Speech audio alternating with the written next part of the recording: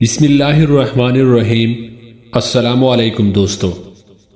جنگ یرموک کا ایک واقعہ۔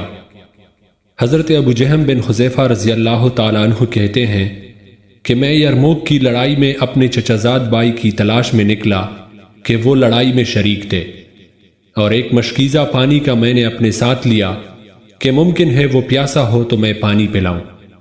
اتفاق سے وہ ایک جگہ اس حالت میں پڑے ہوئے ملے کہ دم توڑ رہے تھے اور جان کنی شروع تھی۔ میں نے کہا پانی کا گھونٹ دوں؟ انہوں نے اشارے سے ہاں کی۔ اتنے میں دوسرے صاحب جو قریب ہی پڑے تھے اور مرنے کے قریب تھے، آہ کی آواز میرے چچا زاد بھائی نے سنی تو مجھے ان کے پاس جانے کا اشارہ کیا۔ میں ان کے پاس پانی لے گیا۔ وہ حشام بن ابی العاص تھے۔ ان کے پاس پہنچا ہی تھا کہ ان کے قریب اسی حالت میں ایک تیسرے صاحب دم توڑ رہے تھے۔ انہوں نے آہ کی تو حشام رضی اللہ تعالی عنہ نے مجھے ان کے پاس جانے کا اشارہ کر دیا۔ میں ان کے پاس پانی لے کر پہنچا تو ان کا دم نکل چکا تھا۔ میں حشام کے پاس واپس آیا تو وہ بھی جان بحق ہو چکے تھے۔ ان کے پاس سے اپنے بھائی کے پاس لوٹا تو اتنے میں وہ بھی اس دنیا سے رخصت ہو چکے تھے۔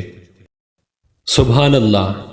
تو دوستو، یہ تھا ایمان، اور یہ تھی سخاوت و فیاضی کی زندہ دل مثالیں آج سے 1400 سال پہلے۔